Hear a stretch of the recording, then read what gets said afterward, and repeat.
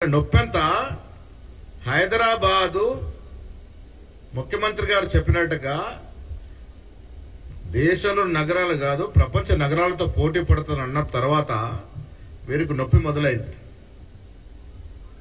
ఎక్కడ గుజరాత్కి పోటీ వస్తుందో తెలంగాణ అనే భయంతో మోడీ కాళ్ళకి అడుగులకు మడుగులు నొక్కి ఈ నాయకులు తెలంగాణ అభివృద్ధిని అడ్డుకుంటా ఉన్నారు. ఇది స్పష్టంగా కనబడతా ఉంది. తెలంగాణ అభివృద్ధి కాకూడదు, దక్షిణ భారతదేశంలో ఏ పట్టణం అభివృద్ధి కాకూడదు. మీరు గుజరాత్కి గులాంలాగా ఎందుకు పనిచేస్తా ఉన్నారు? మీరు తెలంగాణ ప్రజల ఓటుతో గెలిచినారు. ఇవాళ తెలంగాణ మంత్రిగా ఉన్నారు.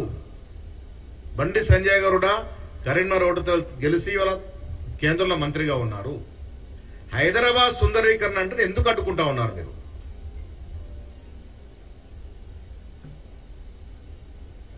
మాకు స్పష్టత ఉన్నది. మూసీ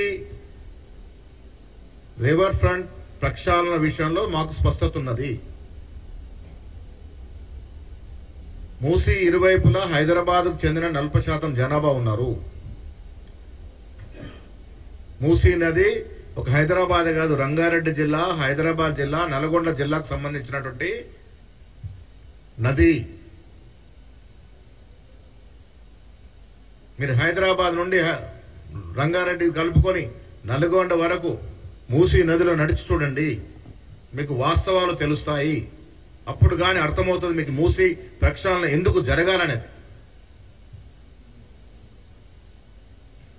ఇలా ప్రపంచ క్లైమేట్ సంస్థలు చెప్తా ఉన్నాయి, వచ్చే రోజుల్లో ఎలాంటి ప్రళయమైనా రావచ్చు. ఈ ప్రపంచంలో ఎంత పెద్ద నగరాలైనా మునుగొచ్చు. ఇటీవల ఫ్రాన్స్ ఎక్కడో దేశం మొత్తం మునిగిపోయింది భారీ వర్షాలతో. మన దేశంలో వాయనాడులో జరిగిన వానలో వాయనాడు మొత్తం కొట్టుకుపోయింది. అలాంటి ఒక భారీ విపత్తు హైదరాబాద్కు వస్తే మన పరిస్థితి ఏమిటి? ఎన్విరాన్మెంటల్ గా హైదరాబాద్ సురక్షితంగా ఉండడం మీకు ఇష్టం లేదా? ఎందుకు మీరు బీఆర్ఎస్ వాళ్ళ యొక్క క్లచ్ లోకి పోతా ఉన్నారు?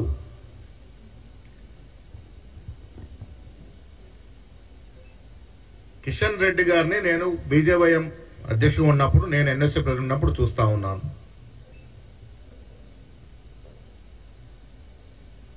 కేంద్ర మంత్రిగా ఉండి ఒకరోజు కోసము ఆ ఫోటో ఫినిష్ నిద్రలేమిటి అని అడుగుతా ఉన్నాను.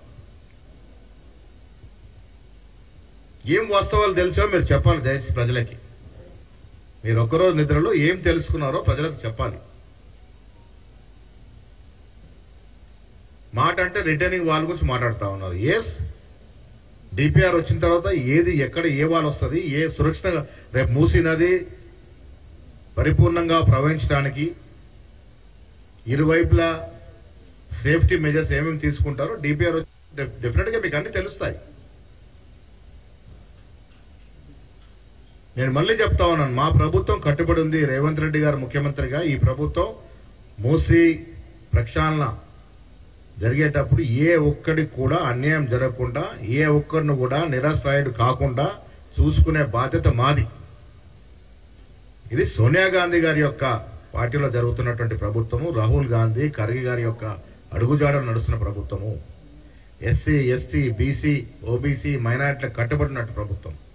ఏ బీదవాడికి కూడా నష్టం జరగకుండా చూసుకునే బాధ్యత గల ప్రభుత్వం ఇది. మీలాగా గుజరాత్లో అహ్మదాబాద్ లో కొన్ని వేల కుటుంబాలను నిరాశ్రయాలు చేసి ఈ రోజు పట్టించుకోలే, కోట్ల చుట్టూ తిరుగుతా ఉన్నారు. మేము ఇక్కడ మూసీ విషయంలో ఎవరైతే ఇల్లు కోల్పోతారో ప్రతి వ్యక్తికి, కోల్పోయిన ప్రతి వ్యక్తికి ఇల్లు ఇస్తామని చెప్తా ఉన్నాం. దానికి కట్టుబడి ఉన్నాం.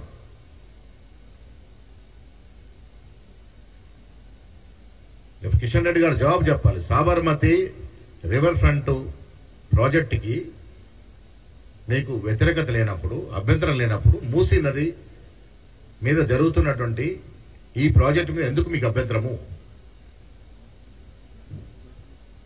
గుజరాత్ రాష్ట్రంలో జరుగుతున్నటువంటి అభివృద్ధి మాత్రం అభివృద్ధి, మన రాష్ట్రంలో మాత్రం జరగకూడదు. ఇదెక్కడ న్యాయం అండి? ఇవాళ తెలంగాణ 10 ఏళ్ళు తెలంగాణలో అభివృద్ధి కుంటుపడింది. మాకు ఒక వ్యూహం ఉంది, మాకు దూరదృష్టి ఉంది. మా ప్రజలు తెలంగాణ అభివృద్ధి నోచుకోవట్లేదు, కానీ ప్రజలు మార్పు కోరి మాకు ఇవాళ మార్పు ద్వారా అధికారం ఇచ్చినాను. ఆ మార్పు ఏంటో మేము చూపించబోతా ఉన్నాం. తెలంగాణ రైజింగ్ అనే నినాదంతో ముందుకు పోతా ఉన్నాం. ఈ సంవత్సరంలో మీరు చూశారు ఏ రంగాల్లో ఏ రకంగా తెలంగాణ రైజ్ అయిందో. అన్ని రంగాల్లో తెలంగాణ రైజింగ్ ఆగదు. ఎవరు ఎన్ని చెప్పినా తెలంగాణ అభివృద్ధి విషయంలో లాలూచి ఉండదు, కాంప్రమైజ్ అనే మాట లేదు. అది విద్య